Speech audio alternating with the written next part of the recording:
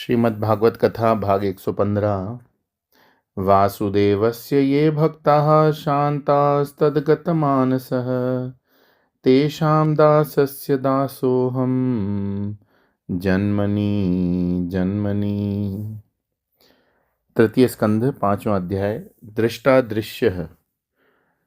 हम भी जब सुषुप्ति में होते हैं तो कोई इच्छा नहीं होती, उस समय जगत भी नहीं होता, उस समय हम कुछ देखते नहीं। जागृत अवस्था में प्रवेश करते ही देखना आरंभ करते हैं, वहीं से जगत की निर्मिति आरंभ हो जाती है। इस प्रकार का चिंतन करें तो हम अपने स्वरूप में पहुंच जाएंगे, जहां हमें देखने सुनने बोलने की इच्छा जागृत नहीं हुई। अनात्म जगत का चक्कर आरंभ होता है, जहां हम अपने कर्मेंद्रियों की सारी इच्छाओं का त्याग कर दें। वहां इंद्रियों के माध्यम से हम बाहर निकलकर विचरण करने वाला परमात्मा वापस अंदर जाने लगेगा, यानी हमारी वृत्तियां बाहिरगामी न होकर अंतर्गामी होने लगेंगी। हम स्वरूप की ओर चल पड़ेंगे। ध्यान के लिए बैठने का मतलब है जगत को देखने ग्रहण करने की इच्छा का त्याग। इसलिए हम ध्यान के लिए बैठते हैं तो आंखें अपने आप बंद होने लगती हैं। भाव अभाव भावाभाव। ध्यान के लिए दूसरा सूत्र इस बात से मिलता है कि भाव जो पैदा देता है वही परमात्मा है। इस सूत्र को पकड़कर ध्यान करने बैठें तो अपनी इंद्रियों को समाहित करने के बाद वृत्तियों को देखें। वृत्ति का उत्थान हुआ, यह भावात्मक वृत्ति चली गई, यह अभावात्मक है। लेकिन इस भाव को भी जो प्रकाशित कर रहा है उसका अभाव नहीं हुआ। वह कौन है? इस प्रकार चिंतन करेंगे तो अपने स्वरूप तक पहुंच जाएंगे। आत्म अनात्म। चिंतन का तीसरा सूत्र इस बात में है कि भगवान ने अपने से भिन्न दूसरे को देखने की इच्छा की, जिससे संसार का निर्माण हुआ। हमारे साथ भी यही होता है। आत्म और अनात्म भाव से स्वीकार करना होता है। यह पुस्तक है, यह पुस्तक को मैं देख रहा हूँ, लेकिन यह पुस्तक मैं नहीं हूँ। यह पुस्तक को अनात्म भाव से स्वीकार करना, लेकिन अपने देह के विषय में ऐसा विचार ऐसे होते हैं, यह देह है, मैं इसे देख रहा हूँ, यह देह मैं ही हूँ। इस प्रकार हम अपनी देह को आत्म भाव से स्वीकार करते हैं। जहाँ हम किसी वस्तु को अनात्म भाव से देखते हैं, वहीं तुरंत काम क्रोध लोभ मोह मद मात्सर्य का संसार शुरू हो गया। मुझे पुस्तक की इच्छा हो सकती है, यह पुस्तक मुझे मिल जाए। मुझे दूसरे की देह की इच्छा हो सकती है, यह आकर मेरा काम करे। लेकिन मुझे अपनी देह की कामना कभी नहीं होती, क्योंकि वह तो मैं ही हूँ। यदि हम पूरे विश्व को आत्म रूप में स्वीकार करेंगे तो जगत को लेकर हमारे अंतःकरण में किसी भी प्रकार का राग द्वेष कामना भय आदि नहीं होंगे।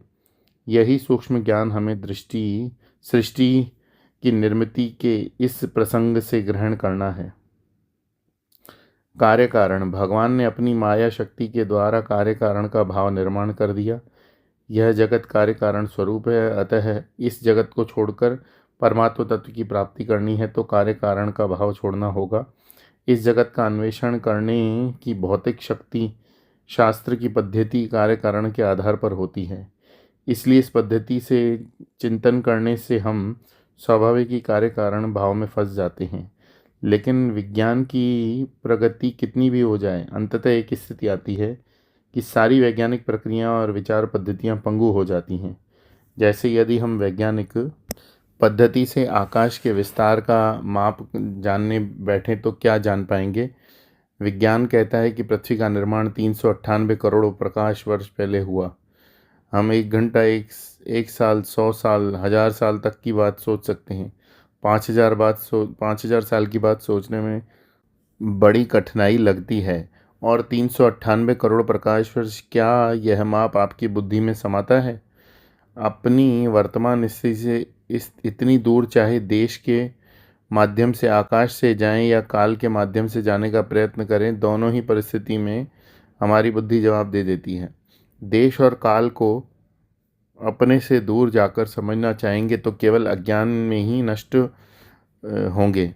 इसलिए हमारे शास्त्रों में सृष्टि का प्रसंग इस प्रकार से आया कि यदि हम जगत से निकलना चाहते हैं और जगत के मूल यानी परमात्मा के बारे में समझना चाहते हैं तो हमें जगत में रहते हुए अपने मूल की ओर यात्रा करनी होगी। जगत से निकलना है तो सीधी सी बात है कि कार्य कारण से परे चले जाओ।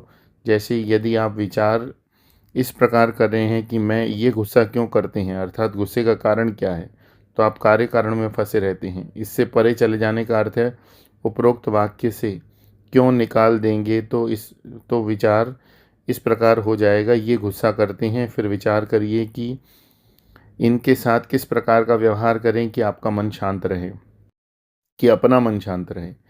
जब हम कहते हैं कि भगवान की माया बड़ी दुस्तर है और हमें बड़ा दुख देती है, तो यहाँ माया का अर्थ कार्य कारण का चक्कर ही है। हम समझते हैं कि जगत में हर चीज़ का कोई न कोई कारण होना चाहिए, उसी में फंसे रहते हैं। यदि हम यह भी कहने लगते हैं कि सारी दुनिया को भगवान ने बनाया है, तो भगवान को किसने बनाया?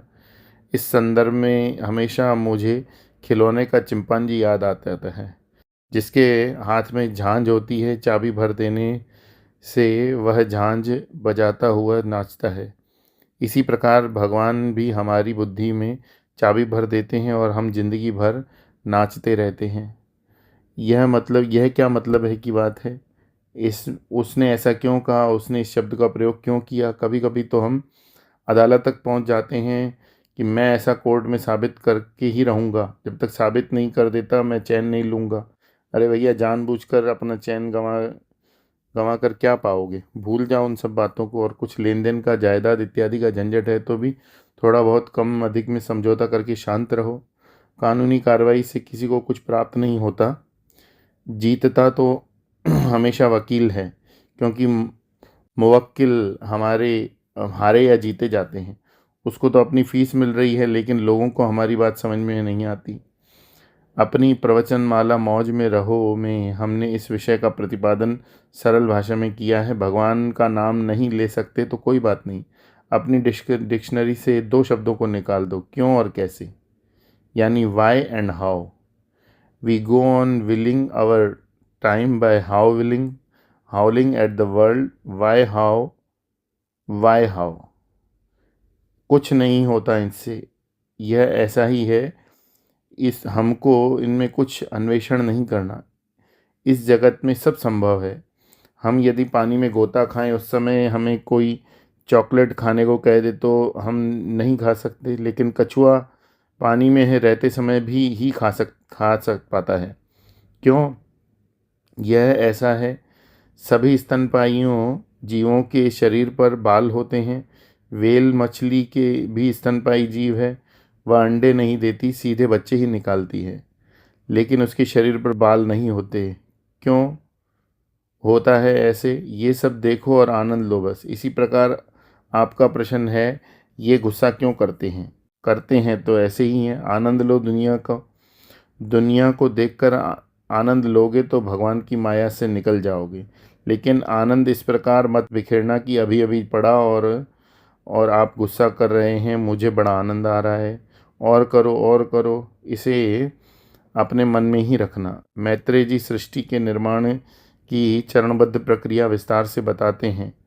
भगवान की काल शक्ति के द्वारा यह त्रिगुणात्मिका माया क्षोभ को प्राप्त हो रही है। इस क्षोभ के कारण जो माया अभी तक अव्यक्त थी, वह व्यक्त होने लगी। इसकी पहली अभिव्यक्ति को कहते हैं महत्तत्व। इसी महत्तत्व से फिर जगत के विभिन्न रूप उत्पन्न हुए। महत्तत्व समष्टि रूप है। इसी व्यष्टि रूप से विज्ञानमय कोश। भगवान की कृपा दृष्टि पड़ने पर विश्व की रचना के लिए महत्तत्व ने अपने रूपों में विभक्त किया। इसी महत्तत्व से के विकृत होने पर अहंकार की उत्पत्ति हुई। बोलिए श्री कृष्ण चंद्र भगवान की जय। श्रीमद् भागवत महापुराण की जय।